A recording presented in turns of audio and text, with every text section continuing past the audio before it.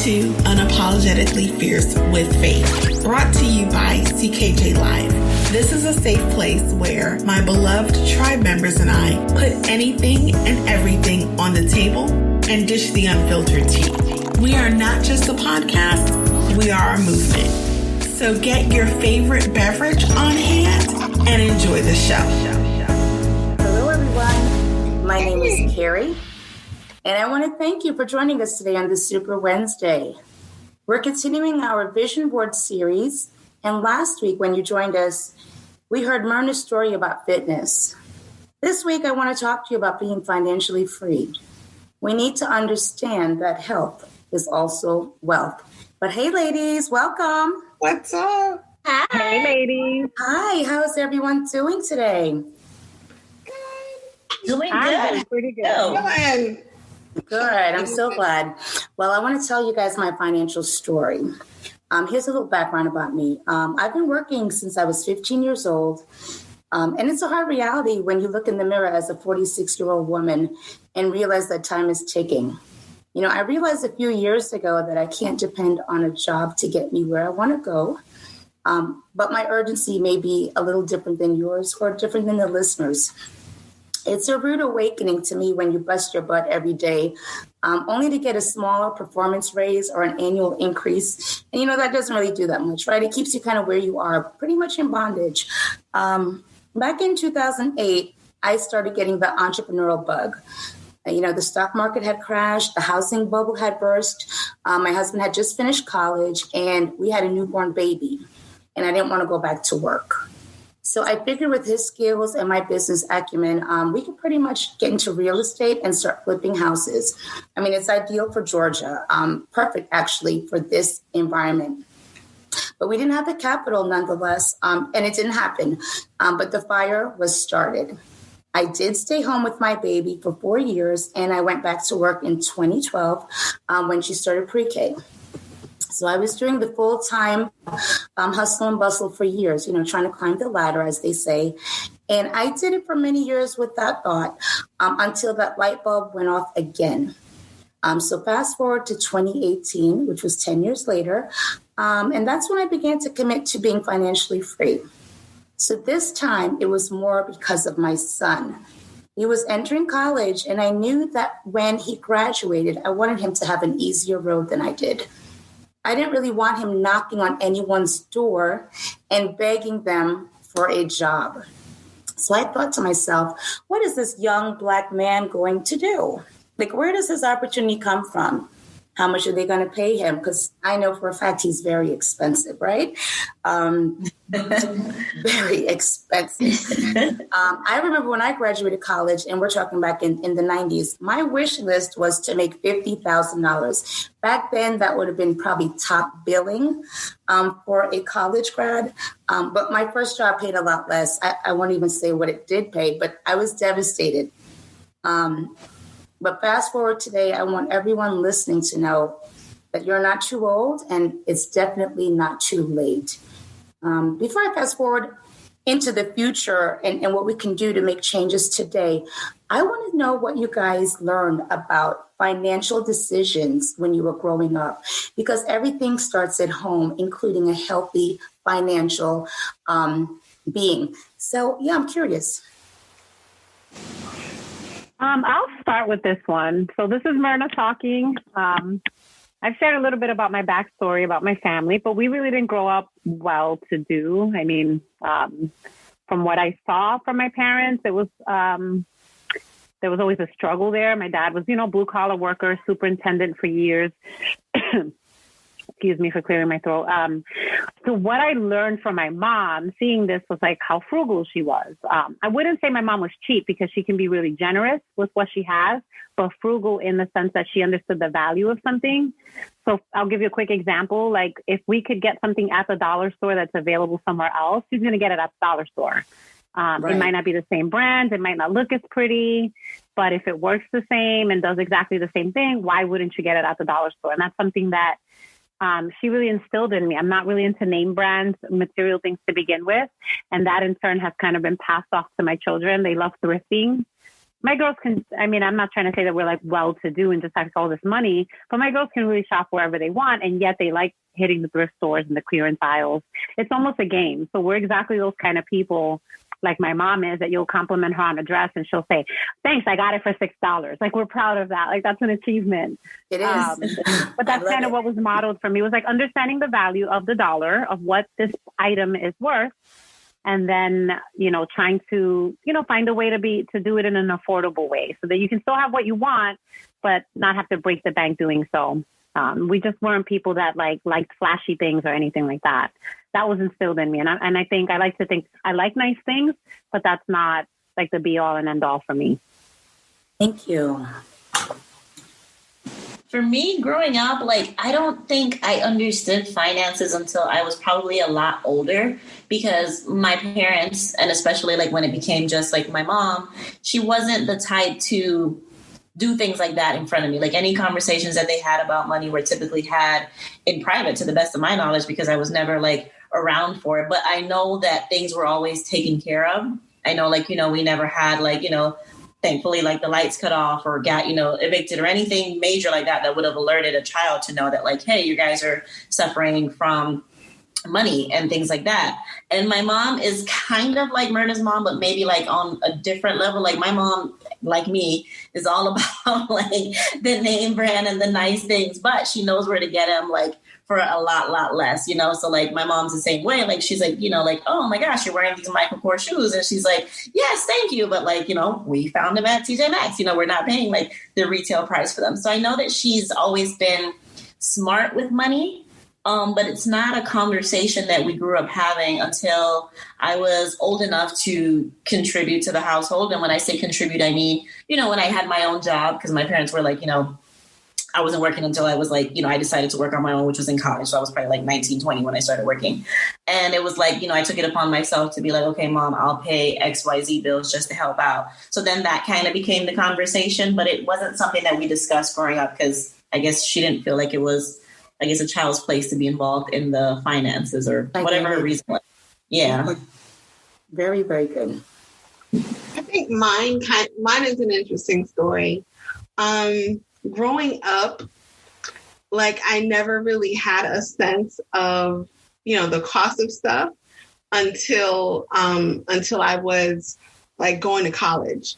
And like, growing up, it's like everything, just like Tam said, everything was always provided for. You never knew where, like, you just knew that it was there.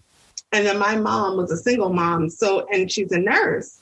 And plus she had that Jamaican hustle in her. So she was working, you know, working and provided me with nice things. And, you know, it was different because I was just like, okay, you know, like, I saw my mom go to Bal Harbor, down, you guys are familiar with like Bal Harbor. Oh yeah, the ritzy. And like Aventura, you know, Aventura Mall and all that kind of stuff. So I was like, okay, hey, you know, and it was funny because I didn't work in high school. I had like a little internship my senior year. And then when I went off to college, when I went to Atlanta, interesting story.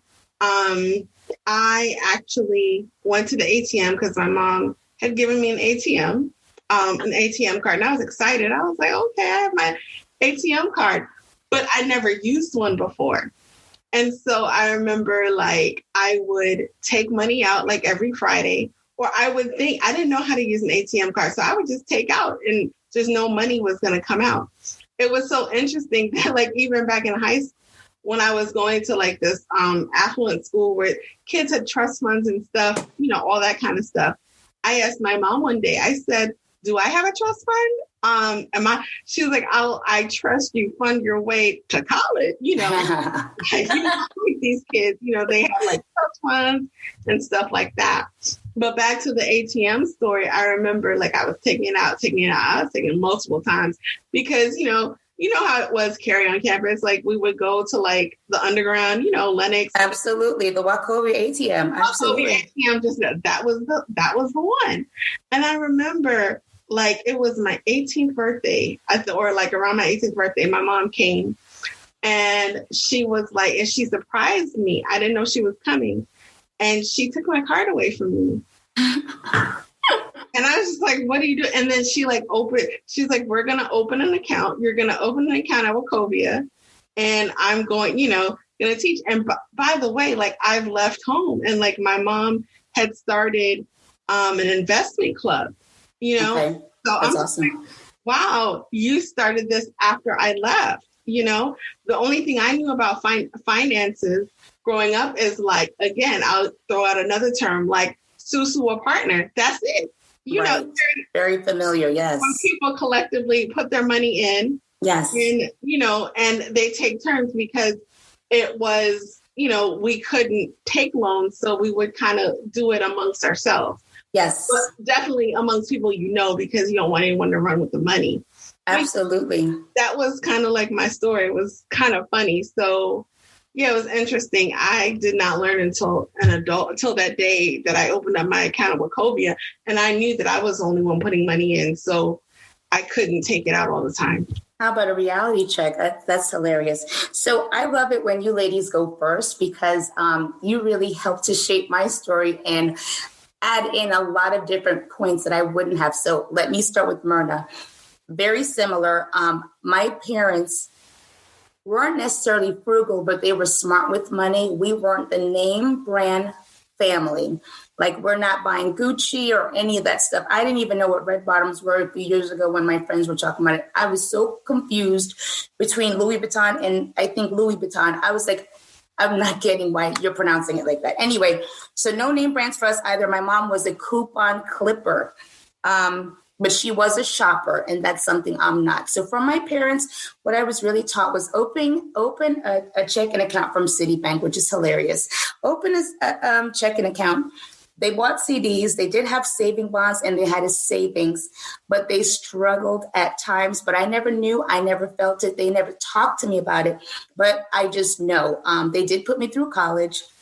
We were homeowners and my parents were business owners. And if my dad didn't work, that income wasn't coming in. So that's how we struggled. And by listening to everyone's story, Tam's story, Faith's story, it's really safe to say that the model that we learned at home is a lot of what we adapt to today. It's really hard to break what's in us. However, we can improve and we can learn and we could always grow. So yeah, very similar. Checking account, saving bonds, CDs, savings. That's all I know because that's all they know. However, it's just time to educate myself and change. So first things off, I need everyone to know no one is coming to save you. So start today, and it could be baby steps. Like no more thinking it's too hard or I can't or I don't have the money. You will find the money. This is almost to Myrna's point, and this was a saying I saw online, which I thought was pretty interesting. Poor people waste money buying things to prove they aren't poor instead of learning financial literacy. I think that's pretty deep. A lot of us have, retail therapy. Look, that's a whole nother episode, but it's to make us feel good. And I'm not sure how much of us feel good when we overspend and have to pay for it, after the fact.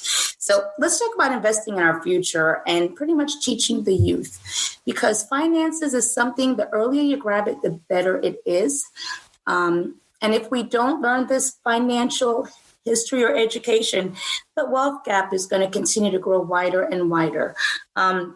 So a few years ago, my husband was the brainchild behind investing. Pretty much started 10 years ago when my sister planted seeds for us and gave us money to open an investment account.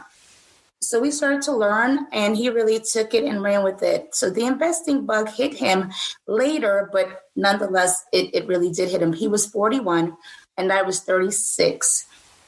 Fast forward to now, our son started investing last year at 20 and our daughter at 12. And I'm saying that to say this: start earlier than later.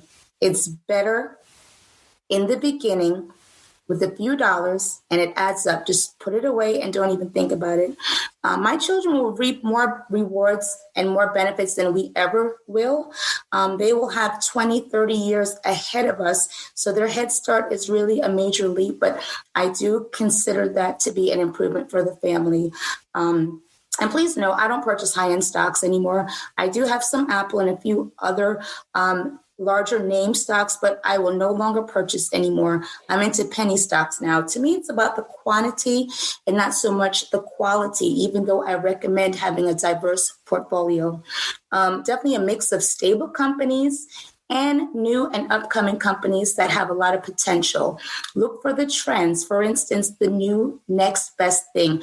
Like right now with the new president in the office, he's pushing electric charging stations, like no more oil and gas under his watch, but everything is more economical, more environmentally safe. So electrical charging stations are expected to be on the highways by 2030.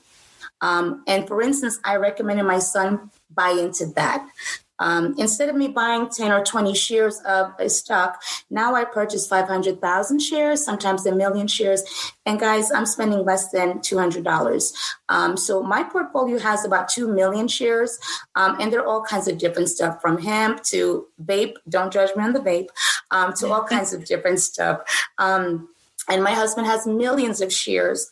He has made more in a week than one of my more healthier salaries of recent years. He also has lost about a good salary we had made years ago by selling some of his penny stocks. And then they got to like 50 cents, not even $1. They got to 50 cents and he lost like a great amount of money. But the goal is to learn. Definitely start dipping and trying. It's not intimidating at all. It's actually fun and it doesn't cost a lot.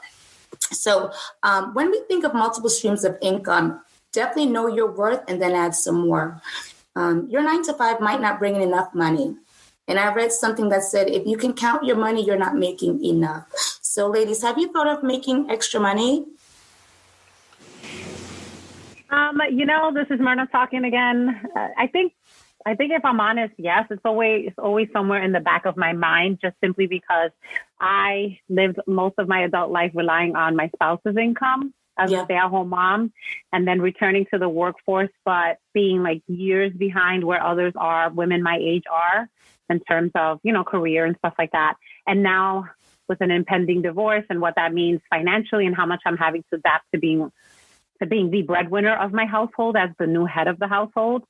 I have, but I fantasized about the idea of making an extra income, but to actually have taken the initiative or the extra step of doing it, I'll be really honest, I have not. I don't even know where to begin because so much of this journey through the divorce has just been rediscovering who I am, what I'm interested in, because the adult version of me that existed or the version of me that had those questions when I was first entering into a marriage and all of that has changed so much that I'm not even sure who I am at this point, outside of my marriage. So yeah, I'd love to. I just don't think I've given a lot of thought to how I could make that happen. What would be a great, reliable way for me to do that wouldn't mean sacrificing more time away from my children and things like that. So well let's think right there. That's the thing. I'm viewing in very closely and listening very closely to this conversation because it is something that I should be thinking about and addressing, considering I'm in my 40s now.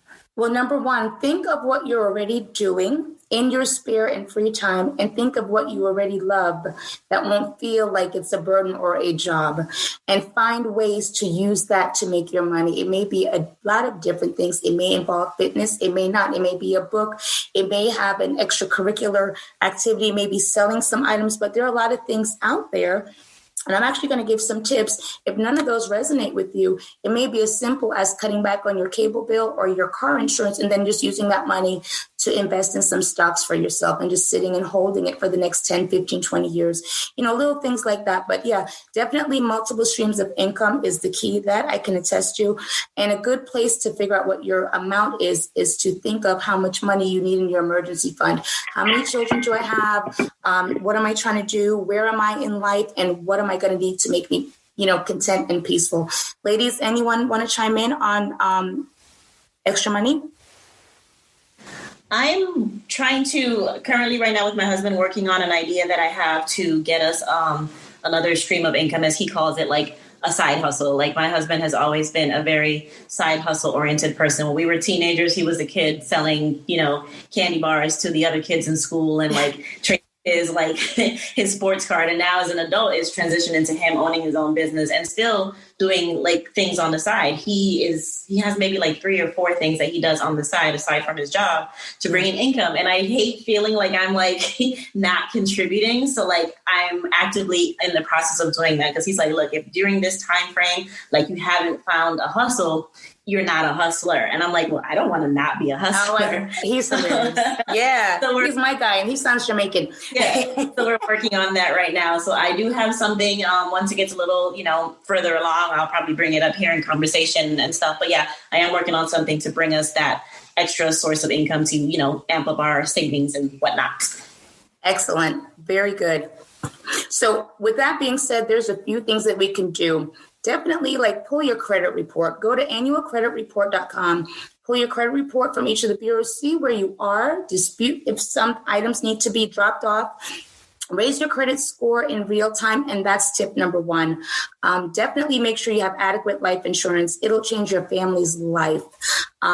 Also, discipline yourself. Like, get on a budget. It doesn't have to be painful. Get a budgeting app if you need it, and use it from time to time when you're trying to cut back on maybe eating out or shopping or getting some other items that necessarily might not be on your need list but are on the want list. Lower some bills, right? Get some extra cash, car insurance, shop around with some other carriers. It's only going to be like a 30, 40-minute conversation, but you may save you a couple $100s a year, if not more. Cable bills is the same thing. Cell phone bills, another thing. And eating out is huge. I can't tell you the amount of money we spend eating out, whether it's on the weekend or in the evenings, just being lazy. That runs up to thousands of dollars just for no reason. And it's not even healthy. But start where you are, right? Investing doesn't have to be major. It could be small. It could be a couple of dollars. There's an app called Stash. It's for the beginner investor. You could literally buy fractional shares, or it's called partial shares, into Fortune 500 companies. And you can invest as little as $1. So let's say you do want to buy an Apple share, and that's $136. Maybe you put in $5 toward it. And when you open that account, Stash will give you $5 for free. So you could use $1 each for Amazon, Google, Apple, and another 2 big ones, even though I personally am no longer investing in the large Fortune 500 companies. But definitely, if you are afraid of abundance and afraid of money, you're going to vibrate to that frequency, and that's what you're going to attract.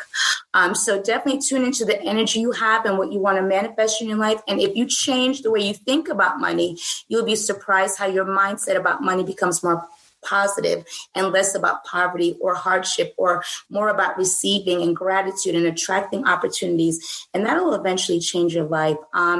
Definitely. My last question for you ladies, and I'll probably start with Faith since I missed you last time. 6 months from now, you can definitely be in a completely different space financially. Don't sabotage yourself by not starting. Baby steps towards your future. So Faith, I want to ask you, where do you want to be 5 years from now? And what are you doing to work on getting there? 5 years from now, wow, that would actually be like, I would be 51 years old. So I'll be a foxy 50. So I would have to, and being that how I see myself is probably investing more. Right. Getting more of it. It's funny because my mother still has her investment club after 20 something years, and I will not join because it's just like, you want to do something separate. So I'm just looking at different opportunities. I also made a change, and I know that that's like beyond 5 years, but investing more in my 401k, like putting the most. That's great. The most plus more, because I'm not a spring chicken. And, you gotta I have work to do. I have catch-up work to do. I do too. And you and I, of course, are going to be the same age in 5 years. But here's a daily affirmation that I think will be amazing. And it's something just to say as often as you need it. I do these every single day as often as I need it. 1, I am so prosperous. I am so abundant. I am, all of that stuff. I am. It's the I am. Repeat as often as needed. And trust me, you eventually get the confidence, you start believing it, and it eventually changes your mindset and changes what you speak and what you attract. I love it. I love affirmations. But, I'm so excited about next week. Faith is going to be talking about mental and spiritual health. It's a topic you guys don't want to miss. Tune in for our next episode on our Vision Board series. It was great talking with you guys today. I hope you learned something, and I'll talk to you soon.